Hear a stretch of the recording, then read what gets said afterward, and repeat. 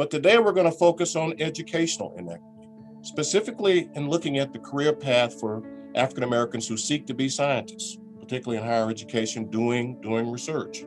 My peers inspired me a lot because when you're around other people that are, smarter than you and you thought you were the smartest in your class, it really pushes you. But it also encourages you to see so many of your peers that look like you that are also just excellent.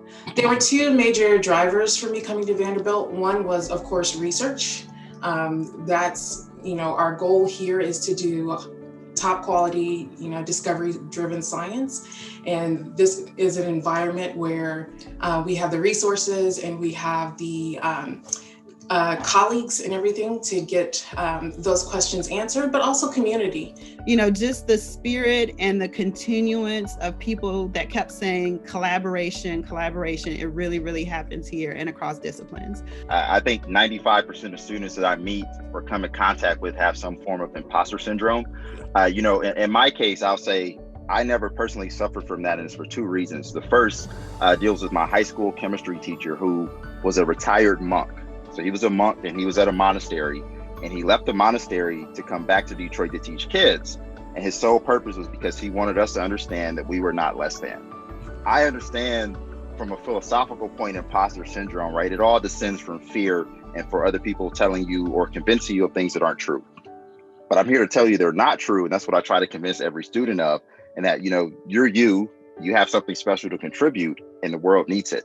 The world can't get it if you're not ready to deliver it. It's challenging, right? Especially now that we've got some terms to go along with a lot of things that we already know. And so one term that I'll bring up is microaggression.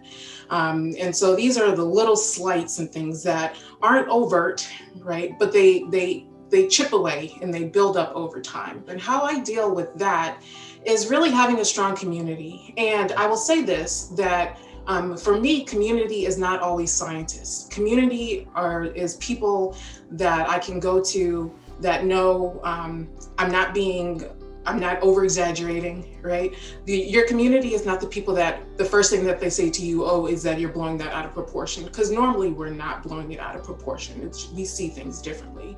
And I think the most important thing that an ally can do, regardless of what particular stage that they're at, is to figure out small things they can do in their local environment to move the needle forward, right? So for a graduate student, that may be using your voice to go and make loud complaints within your department that diversity doesn't exist, and you want to see something happen differently with the next graduate, incoming class. And you're willing to be a part of the solution to do that and help with recruiting and retention or whatever that looks like. One of the things that I've really had to work on is being authentic and being unapologetic about being authentic in the different spaces that I am, and also not being afraid to ask for what I need, because what I need is going to be different than what my colleagues need. And no one's going to know that I need different things if I don't ask for it, if I don't request for it.